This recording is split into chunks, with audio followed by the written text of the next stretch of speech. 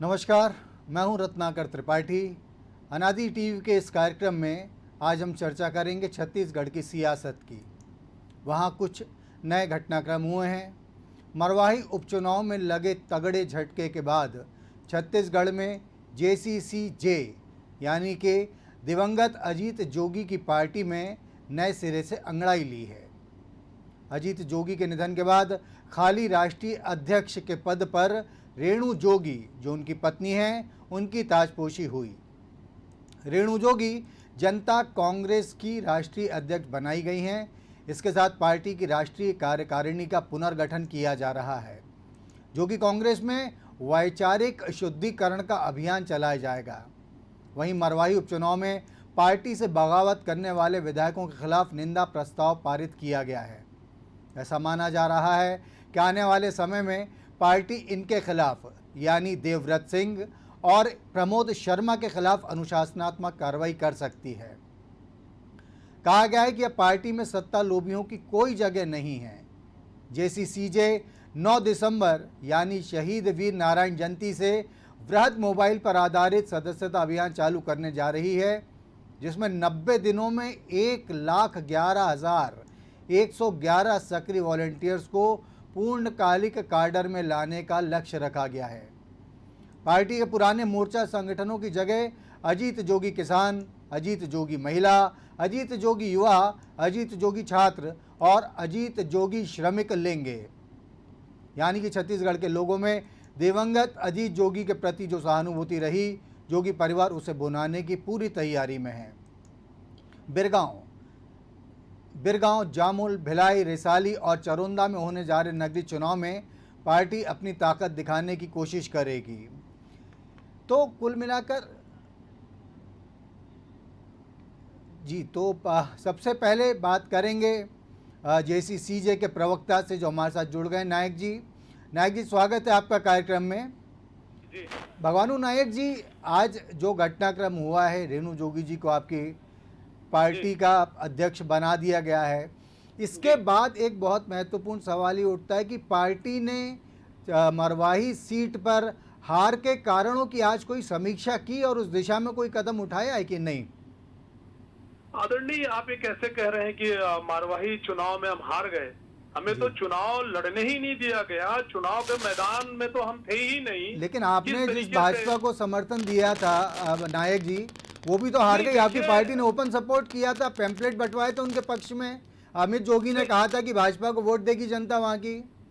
देखिए, वो एक नैतिक समर्थन था और ऐसे समय में हुआ था कि वो एकदम चुनाव के एक दिन पहले ये समर्थन हुआ था और इस बात का संदेश मरवाही के जनता के बीच में नहीं पहुंच सके। यहाँ तक हमारे नेताओं को नजरबंद कर दिया गया, घर से निकलने नहीं दिया गया, कहीं पर कोई प्रचार करने नहीं दिया गया, सार्वजनिक कार्यक्रमों में शामिल नहीं होने दिया गया। तो ये तो सवाल ही नहीं उठता कि हम मरवाही चुनाव हारे हैं। चुनाव तो हम लड़े ही नहीं। चुनाव अगर लड़ते उसके बाद परिणाम क्या आता ये छत्तीसगढ़ की जनता जानती है, मरवाही की जनता जानती थी। इसीलिए हमें चुनाव के मैदान से हटा दिया गया। आज हमारी जो पार्टी है उसमें पार्टी के प्रदेश प्रतिनिधियों की बैठक लिया गया। इसमें कई सारे अहम महत्वपूर्ण निर्णय लिए हैं। हमारी कोर कमेटी बनी है, मार्गदर्शक जी। विकास तिवारी जी, प्रदेश छत्तीसगढ़ प्रदेश कांग्रेस के प्रवक्ता, वो भी हमारे साथ फोन लाइन पर जुड़ गए। विकास जी, स्वागत है आपका इस कार्यक्रम में। जी धन्यवाद। ये एक बार फिर आरोप लगाया गया है, भगवानू नायक जी जेसीसी-जे के प्रवक्ता हमारे साथ मौजूद है। उनका कहना है कि मरवाही चुनाव के समय उनकी पार्टी के लोगों को, वरिष्ठ पदाधिकारियों को नज़रबंद कर दिया गया था।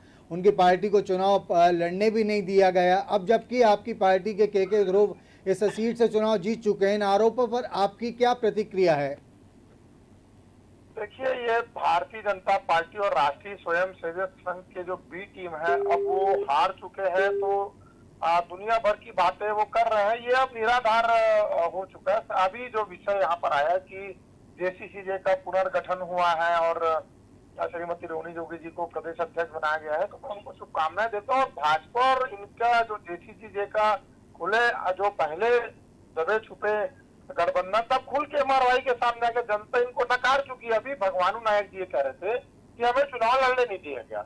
इसके पहले 2 उपचुनाव हुए, कहा कि इनकी पार्टी क्या हुआ, इनका असर नगर पालिका, नगर निगम, नगर पंचायत, इनमें जेसीसी-जे का क्या हाल हुआ ये भी भगवान नायक जी को बताना चाहिए। देखिए बड़े बड़े शब्द बोल देना, अगवा कर लिए, ये ड्रामेबाजी जनता बहुत अच्छे से जानती है।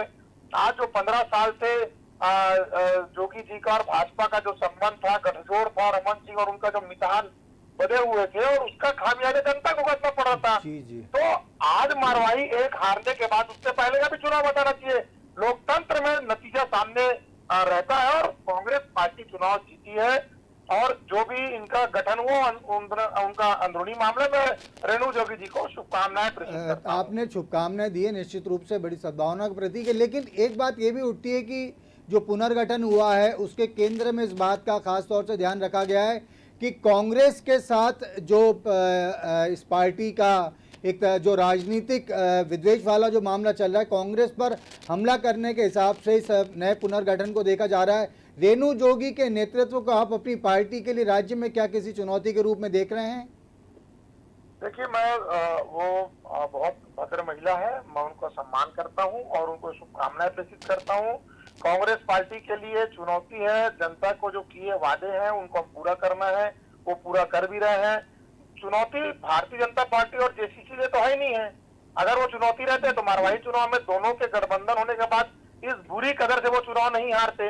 और लोकतंत्र में इसके अलावा देखिए मैं आपको बता रहा हूँ, आप जेसीसी को जो मीडिया का एक वो मिल रहा है, इसके यहाँ गोंडवाना गणतंत्र पार्टी, इनसे बड़ी पार्टी और भी तमाम पार्टियां हैं, लेफ्ट की पार्टियां हैं, तमाम लोग चुनौती होते हैं। राजनीतिक दल में एक दूसरे के लिए सब चुनौती होते हैं, लेकिन जेसीसी को जो प्रचार किया जा रहा है या जो पुनर्गठन और इस तरह की इनके अंतर कला इतना ज्यादा हो चुका है, नेता इनके साथ रहना नहीं चाह रहे हैं, और तमाम बातें इनके यहाँ की जो गुटबाजी है और शायद हो सकता है कि भारतीय जनता पार्टी की तरफ से कोई इनको सलाह आया होगा कि रेणु जोगी जी को अध्यक्ष बना दे, तो उस लाइन में चल रही है। जी जी। भगवान नायक जी, आप तक आवाज पहुंच रही है हमारी?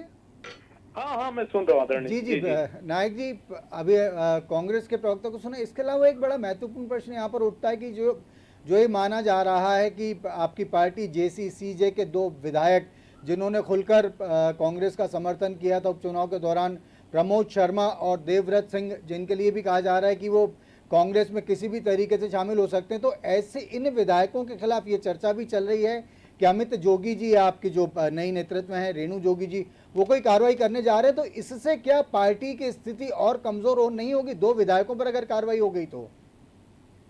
देखिए ऐसा है कि पूरी छत्तीसगढ़ देख रही है कि किस तरीके से छत्तीसगढ़ में लोकतंत्र का हत्या हुआ। हमारे तो जिला अध्यक्ष को लेकर के चले गए, हमारे मारवाही के जितने कार्यकर्ता थे ये कहते हैं कि जोगी कांग्रेस का अस्तित्व नहीं है, और वहां पर रोज 15-50 हमारे कार्यकर्ता को कांग्रेस प्रवेश करवाया जाता था। किस तरीके से हमारे पार्टी को तोड़ने का, अस्तित्व को समाप्त करने का इन्होंने प्रयास किया, वो छत्तीसगढ़ की जनता देख रही है। निश्चित रूप से हमारी पार्टी एक कठिन परिस्थिति में है। हमारे जो अधिकांश नेता जो कांग्रेस विचारधारा के थे कांग्रेस में लौट गए हैं, और ये हमारे जो विधायक है ये भी हमारे सम्मानित सदस्यगण हैं। हम तो ये कहते हैं कि देखिए कांग्रेस के माया जाल में ना फंसे, आप आइए और मिल करके हम छत्तीसगढ़ में स्वराज लाने के लिए काम करेंगे। क्योंकि अभी जो स्थिति इनकी बनी हुई है, ना तो कांग्रेस के हैं ना इधर के, तो एक कहीं ना कहीं जो एक विश्वास है, जो निष्ठा है वो दिखनी चाहिए। दूसरी बात, हमारी जो पार्टी है 2018 में हमने अध्याय राजनीति का शुरू किया और बहुत ही कम समय में एक बड़ी उपलब्धि हासिल की। हमारे लिए तो अभी संघर्ष करना है, हमें आगे बढ़ना है। 2023 में हमारा पूरा फोकस होगा। 31 विधानसभा हमारे ऐसे रहे जहां पर हमें 40,000 से भी ज्यादा वोट मिला। तो अभी हमारा जो पार्टी हम संघर्ष करेंगे। नगर पालिका, नगर पंचायत का भी नतीजा बता दीजिए क्या हुआ। तिवारी जी आपसे आदरणीय तिवारी जी, अगर आप नगर पंचायत की बात उठाएंगे तो मैं कह दूं, महज 4 साल हमारी पार्टी के हुए हैं, बहुत बड़ा देखिए भगवानों जी, मैं आपसे सीधा सवाल पूछ रहा हूँ।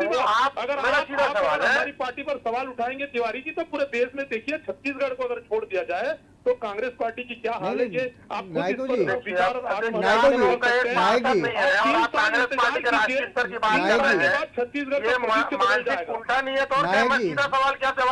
स्पेसिफिक सवाल है उनका विकास तिवारी जी का कि अगर आप वो बता दें और उसके बाद आप भी निश्चित रूप से उनसे सवाल कर सकते हैं। स्वागत है दोनों का। तो पहले आप, मुझे लगता है कि जो नगर पंचायत और नगर पालिका के चुनाव का कह रहे थे उसके नगर निगम बता दीजिए, दंतेवाड़ा उपचुनाव कैसे हार गए, वहाँ प्रत्याशी नहीं, ये तमाम बातें बताएं। देखिए तिवारी जी, आप इस बात को भली बात ही जानते हैं कि किस तरीके से हमारे पार्टी को तोड़ने का काम जो है। अच्छा, मतलब आपकी पार्टी को शुरू तोड़ने का काम कर रहे हैं, आप लोग चुनाव लड़ नहीं पा रहे तो पार्टी कार्यालय बंद कर दीजिए। हमने कहा कि देखिए हमारी पार्टी, आपकी पार्टी 120 साल पुरानी पार्टी, राष्ट्रीय स्तर में आज उसकी क्या स्थिति है आप ये तो देखिएगा। उत्तर प्रदेश में आपका क्या हाल हुआ, बिहार में भी आपका, बिहार में आपने कितना सीट जीता ये बताइए। आप गुजरात में एक भी लोकसभा सीट नहीं जीत सके, आप लोकसभा सीट गुजरात में आप एक भी नहीं सके। तो जो 120 साल पुरानी पार्टी आज इसके ऊपर में इतने सवाल खड़े हो जाते हैं, तो हमारी पार्टी तो महज 4 साल बने हैं तिवारी जी। देखिए, जवाब दे नहीं पा रहे, इनके पास समस्या ये है, जो भारतीय जनता पार्टी के कार्यालय से या जो आरएसएस के कार्यालय से लिख के आता है वही जैसी चीजें बोलते हैं। भगवान जी, आपका गठबंधन है, भगवान कहीं आप साइकिल में बैठते हैं साइकिल पंचर हो जाता है, हाथी में बैठते हैं हाथी बीमार हो जाता है, लालटेन बुझ गया बिहार में। भगवान जी, एक सवाल मैं आपसे, गठबंधनों का क्या प्रदेश में भगवान जी, मरवाई में आपने क्या किया, कमल को रौन दिया। भगवान जी, अरे आप तो अकेले ही कुश्ती लड़े हैं। मारवाही में पहले जोगी परिवार के सदस्य को चुनाव तो लड़ना था, आप तो चुनाव में लड़ने ही नहीं दिए। किस तरीके से 10 सेकंड भगवान जी 10 सेकंड। आप एक युवा वकील है, आप माननीय सुप्रीम कोर्ट का अवमानना कर रहे हैं, आप माननीय हाई कोर्ट का अपमान कर रहे हैं, आप जिलाधीश का अपमान कर रहे हैं। कांग्रेस पार्टी ने जोगी परिवार को लड़ने से नहीं रोका, फर्जी आदिवासी कैसे वहां पर मारवाही में चुनाव लड़ेंगे? आप कहां से प्रमाण देंगे कि फर्जी आदिवासी हो? तो न्यायालय ने लंबित जोगी जी का मामला दूसरा, रीचा जोगी का हाईकोर्ट ने दिया। सर्टिफिकेट। 10 सेकंड आपके नेता अमित जोगी ने सुप्रीम कोर्ट से अपनी याचिका वापस कर ली, इसका बताइए। देखिए उस समय जो परिस्थितियां अलग थी और हाईकोर्ट उस समय खुला नहीं था, रेगुलर उसमें हो नहीं रही थी, और आप नए सिरे से यहाँ पर हाईकोर्ट में लड़ाएंगे। कार्यालय से लिख के आता है वही बोलते हैं आप लोग, यही होता है ना भाजपा और आरएसएस कार्यालय से आपको बोला जाता है वही आप। देखिए पूरे देश में सवाल का जवाब नहीं है, गठबंधन कर रहे हैं। आप भारतीय जनता पार्टी के साथ अगर सवाल उठाएंगे तो मैं फिर वही बात कहूंगा कि पूरे देश में आप लोगों ने जो गठबंधन किया उसका क्या हाल है वो देख लीजिए पहले। भगवान जी, यहाँ एक सवाल सहज रूप से उठता है, क्योंकि बात आपने भी दूसरे दलों से गठबंधन की कही है और विकास तिवारी जी भी बीजेपी से बात कर रहे हैं। आपकी पार्टी जो आपने कहा कि 3 साल बाद के लिए पूरा फोकस कर रही है, तो उस फोकस में कहीं भारतीय जनता पार्टी के साथ जाने जैसे कोई आसार हैं? अब आप अकेले लड़ने जाएंगे? देखिए भविष्य की बातों को कोई नहीं कह सकता कि भविष्य में क्या होने वाला है, भविष्य की बातें हैं, ये सब गर्भ में छुपी हुई है। अभी हमारे पार्टी का जो मेन फोकस है वो छत्तीसगढ़ प्रथम के सिद्धांत पर हम काम कर रहे हैं। छत्तीसगढ़ की जो संस्कृति है, छत्तीसगढ़िया सबले बढ़िया, ये जो नारा माननीय जी जोगी जी ने दिया था, उस नारा को हम आगे लेकर के जाएंगे, छत्तीसगढ़ में स्वराज लाएंगे। जो जंगल जमीन को जो लूटा जा रहा है उसको वापस दिलाने के लिए गरीब किसानों। आप झूठी बात क्यों बोल रहे हैं कि छत्तीसगढ़ ये सबसे बढ़िया नारा जी जोगी जी ने दिया है? क्या पार्टी कार्यालय में इस प्रकार की अनर्गल बातें, झूठी बातें फैलाने ये हर कोई इस नारा को बोल सकता है। जी, सुन तो लीजिए, हमने उनसे सुना है। हर कोई किसी का ब्रांड है क्या?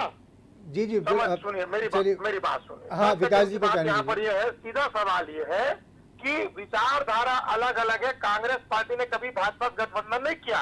अजीत जोगी जी जब जीवित थे तो कभी उन्होंने भाजपा से कॉम्प्रोमाइज नहीं किया, न कभी गठबंधन किया। लेकिन उनके जाने के बाद जो चीजें खुलकर सामने और उनकी पार्टी को इन्होंने बेस खाया, आज बात करते हैं आइडियोलॉजी की। इनकी आइडियोलॉजी क्या है? इनकी आइडियोलॉजी ये है कि कांग्रेस पार्टी को नुकसान। लेकिन विकास जी बिल्कुल आप जवाब दे दीजिए। जी दीजिए जवाब दीजिए। देखिए इन्होंने कहा कि जोगी जी की विचारधारा नहीं थी। निश्चित रूप से जो जोगी परिवार हमेशा कांग्रेस को समर्थन करता रहा है, कांग्रेस में रहे हैं, लेकिन जिस तरीके से कांग्रेस के द्वारा नेताओं के द्वारा जिस तरीके से मरवाई में अपमानित किया गया, उन्हें फर्जी कहा गया, उन्हें पाखंडी किया गया, एक मृत व्यक्ति का जिस तरीके से इन्होंने अपमान किया। दूसरी बात, आज ये सत्ता में बैठे हैं, सत्ता में बैठे हैं, आज ये इनके जमीनी स्तर पर क्या काम, जोगी परिवार को और जनता कांग्रेस को टारगेट कराने के अलावा इनके पास कोई भी काम नहीं है। आज प्रदेश में जो समस्या बन रही है आर्थिक तंगी में, आज 5 सदस्य आत्महत्या कर लेते हैं, उस पर ये क्या काम कर रहे हैं? देखिए मेरा एक बहुत सिंपल सा सवाल है। इन्होंने कहा कि जोगी परिवार को मरवाही लड़ने नहीं दिए गया। दूसरी बात, इनके जो 2 और प्रत्याशी थे जो असली आदिवासी थे, उनको बी फार्म जैसी चीजें ने क्यों नहीं दिया? इसका सीधा सवाल का जवाब दिया जाए। जी। मैं इनसे एक सवाल करूंगा। मैं हाँ आदरणीय विकास जी, मुझे लगता है विकास जी मुझे लगता है कि विकास जी, हाँ विकास जी, अब आपको विकास जी, आप विकास जी का जाति प्रमाण पत्र को क्यों रद्द किया? विकास आपकी सरकार ने ऋचा जोगी का जाति प्रमाण पत्र बनाया था, उसे क्यों निलंबित किया गया? विकास जी का जवाब भी आ जाए आपकी तरफ से। ये तो हमें बताइए विकास जी, एक आध भगवानू नायक जी के एक आध सवाल का जवाब भी विकास जी आपकी तरफ से आना चाहिए। आपने सवाल काफी किए हैं, एक आध भगवानू नायक जी के सवाल का जवाब आप भी दे दें। देखिए, एक तो सबसे बड़ा चीज ये वकील है और उसके बाद ये आरोप नहीं, आप दोनों देखिए पार्टी प्रवक्ता की हैसियत से बात कर रहे हैं यहाँ पर जी। मैं वही जवाब दे रहा हूँ। भगवानू नायक जी वकील वकालत भी जानते हैं। श्रीमती ऋचा जोगी जी का जो जाति प्रमाण निरस्त किए हैं वो हाई पावर कमेटी की है, कांग्रेस पार्टी ने किया है, ना भारतीय जनता पार्टी के, ना बसपा किया है। उसके बाद अमित जोगी का जो जाति प्रमाण निरस्त हुआ वो भी माननीय न्यायालय ने किया। मेरा सीधा सा सवाल है, मरवाही में इनको अगर कांग्रेस पार्टी ने जोगी परिवार को रोका तो जो 2 असली आदिवासी वहां पर फार्म भरे थे उनको बी फार्म जैसी चीजें ने क्यों नहीं दिया? एक लाइन का जवाब दिया जाए। वैसे भगवानू जी, सबसे पहले तो आदरणीय विकास तिवारी जी कोई न्यायाधीश नहीं है या कोई सक्षम प्राधिकारी नहीं है कि कौन असली है और कौन नकली है, वो तय करेंगे। मैं तो एक ही सवाल फिर खड़ा करूंगा कि इस प्रदेश में आपकी सरकार है, लेकिन भगवानू नायक जी, अगर नायक जी अगर आप जवाब नहीं दे रहे तो कम से कम यहाँ पर एक सवाल तो बहुत ही मौजूद है जो लगातार पूछा जाता रहा है कि यदि जेसी सीजे की मजबूती की इतनी ही कोशिश की थी तो अमित जोगी जी ने खुद या अपनी श्री धर्मपत्नी के वो जाति प्रमाण पत्र निरस्त होने के बाद पार्टी के किसी और कैंडिडेट को क्यों नहीं मौका दिया इस सीट से, मरवाई से? पार्टी के सदस्यों का नामांकन फॉर्म भरा था। इन्होंने चारों हमारे पार्टी के जितने कैंडिडेट थे सभी का नामांकन को इन्होंने जो है रद्द किया है। ये पहले से ही इनका प्लान था कि किसी भी स्थिति में, किसी भी परिस्थिति में जोगी पार्टी का कोई भी सदस्य चुनाव नहीं लड़ेगा, क्योंकि वो जानते थे कि जनता कांग्रेस का अगर कोई भी अगर सदस्य चुनाव लड़ता तो ये पूरी तरह हारते। इसलिए उन्होंने छल प्रपंच करके जोगी पार्टी के सदस्यों को बाहर किया। मेरी बात सुनिए, मैं बहुत सिंपल सा सवाल पूछ रहा हूँ। अमित जोगी के अलावा वहाँ पर 2 और जेसी जी के नेताओं ने फार्म लिया, फार्म भरा, उनको बी फॉर्म नहीं दिया गया। तो नहीं दिया गया बिल्कुल। उनको सुनिए ना, बी फार्म कौन कहता है नहीं दिया गया? वो निश्चित रूप से फार्म भरे थे, नामांकन उनका रद्द हुआ है, गलत तरीके से उनका भी नामांकन रद्द किया गया। लेकिन उसका आधार यही तो बता बी फॉर्म।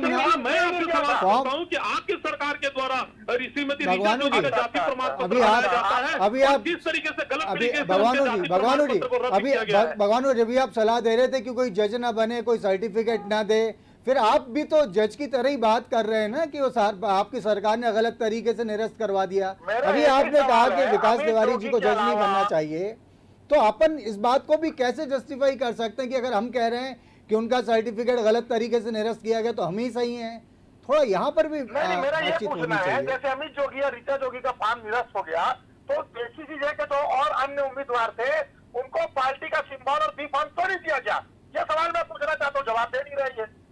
देखिए, हमारी पार्टी में कौन तय करेगा किसको बी फार्म देंगे या देंगे, वो हमारी पार्टी का आंतरिक मामला है ना? निश्चित रूप से हमारे पार्टी के जो हमारे जो माननीय सुप्रीमो जो लगातार 20 वर्षों से वहाँ पर चुनाव लड़े हैं, चुनाव जीते हैं, पिटवा रहे हैं, लेकिन आपका मजाक करने के लिए फार्म भरवाते हैं। आप अपने और अन्य प्रत्याशियों को फार्म क्यों नहीं दिए, बी फार्म क्यों नहीं दिया? मैं यही कह रहा हूँ कि हमारी पार्टी का आंतरिक मामला है, किसको फार्म भरवाना है, किसको बी फार्म देना। भगवानू जी निश्चित रूप से जोगी परिवार ने 20 साल तक चुनाव लड़ा, लगातार जीत हासिल करते रहे, लगातार ऐतिहासिक मतों से मरवाही के साथ जो रिश्ता था, आपने छल प्रपंच करके हमारे नेताओं के नामांकन को रद्द करवा करके उन्हें चुनाव के मैदान से जो है बाहर किया गया। आप अकेले ही कुश्ती लड़े, ना तो वहाँ पर रेफरी था ना ही कोई था, और आप जीत कर आप थोड़ा सा। दूसरी बात, मैं एक सवाल ये करना चाहता हूँ, आप मुद्दों पर बात कीजिए।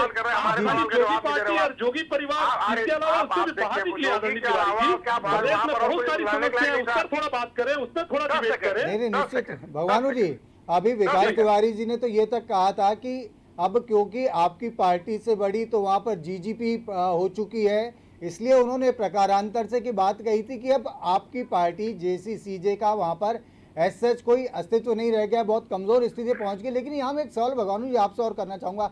आपने कहा ये आपकी पार्टी का इंटरनल मैटर है, वो किसको बी फॉर्म दे किसको बी फॉर्म नहीं दे, तो लेकिन अगर हम यहाँ चिंता जता रहे हैं कि कांग्रेस देश भर में कमजोर होती चली जा रही है, जैसा आप लगातार कह रहे हैं, तो ये भी तो कांग्रेस का इंटरनल मामला है ना, वो अपनी कमजोरी देख ले। इस पर क्या कहना है आपका? देखिए, जब किसी पार्टी के ऊपर प्रश्न चिन्ह लगेगा, जैसा मेरे पार्टी के ऊपर में, देखिए पूरे छत्तीसगढ़ में मुझे ऐसा लगता है कि कांग्रेस के पास एक भी मुद्दा, एक भी चुनौती नहीं है, जोगी कांग्रेस और जोगी परिवार को छोड़कर। ये आज सत्तासीन हुए 2 साल हो गए, 2 साल में इन्होंने क्या क्या बेरोजगारी खत्म किया, आज गरीबों की समस्या को हल की, ये इसके बारे में बात नहीं करते। या तो भगवान नायक जी से बोलवा लीजिए तो मैं कट ऑफ कर लेता हूं। नहीं, तिवारी जी सबको मौका मिल रहा है। देखिए हमने आपको मौका दिया, 1 मिनट, आप 10 सेकंड हम भगवानू नायक जी को सुन लें, उसके बाद हम सीधे आप ही के पास आएंगे। भगवानू नायक जी प्लीज।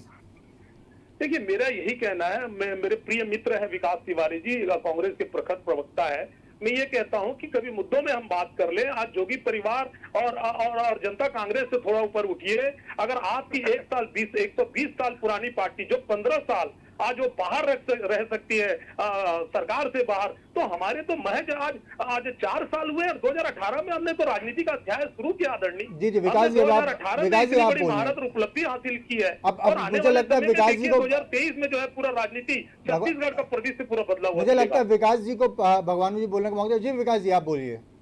देखिए, मैं तो हम कांग्रेस पार्टी के हम लोग जो कार्यकर्ता है चुनौती पूर्वक राजनीति की बात करते हैं। इन्होंने कहा कि छत्तीसगढ़ में 2 साल में कुछ नहीं हुआ। भगवानू नायक जी का 400 यूनिट में बिजली का बिल आधा हुआ होगा, मैं दावे के से काम कह रहा हूँ।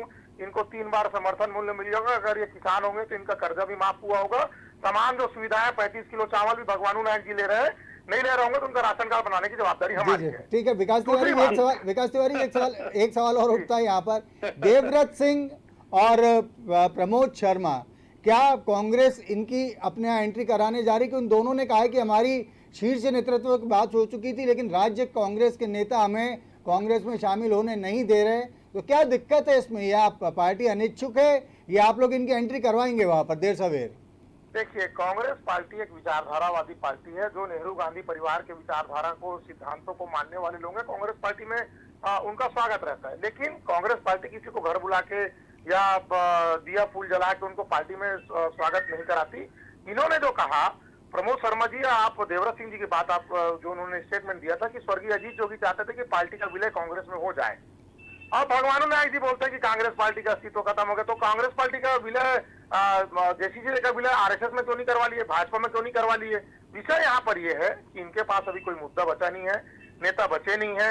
अभी ये जो थोड़ा बहुत कुनबा उनको बचाने में मशक्कत कर रहे हैं।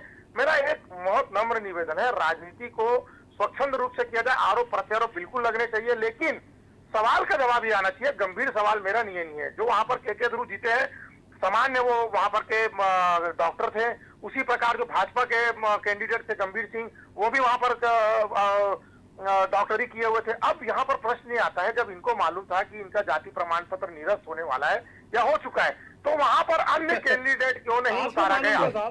चलिए ठीक है, भगवानू नायक जी पहले इसका जवाब दे चुके हैं कि पार्टी का इंटरनल मैटर है। विकास तिवारी जी, भगवानू नायक जी, आप सबका इस कार्यक्रम में शामिल होने के लिए बहुत बहुत धन्यवाद। तो हमने बात की आज जेसीसीजे का जो पुनर्गठन हुआ है, रेणु जोगी को इसका अध्यक्ष बनाया गया है। क्षेत्रीय पार्टी, लेकिन उन्हें राष्ट्रीय अध्यक्ष का दर्जा दिया गया है। अमित जोगी के लिए आने वाले 3 साल बहुत चैलेंजिंग हैं। 2 विधायक लगभग कांग्रेस में जा चुके हैं, और अगर वो कांग्रेस में नहीं गए तब भी इस बात के पूरे आसार हैं कि अमित जोगी उनके खिलाफ अनुशासनात्मक कार्रवाई कर सकते हैं। यानी जिस पार्टी के इस राज्य में 4 विधायक हैं, उनमें से भी आधे के चले जाने का, आधे के छिटक जाने का खतरा पैदा हो गया है। इस सब के बीच में रेणु जोगी किस तरीके से पार्टी संगठन में नई जान फूकेंगी, किस तरीके से अमित जोगी अगले 3 साल के लिए एक प्रोग्राम तैयार करेंगे, इन सब का असर आने वाले समय में होने वाली गतिविधियों से साफ समझा जा सकता है। अब आज का कार्यक्रम समाप्त करने की इजाज़त दीजिए, आपसे फिर मुलाकात होगी, तब तक के लिए नमस्कार।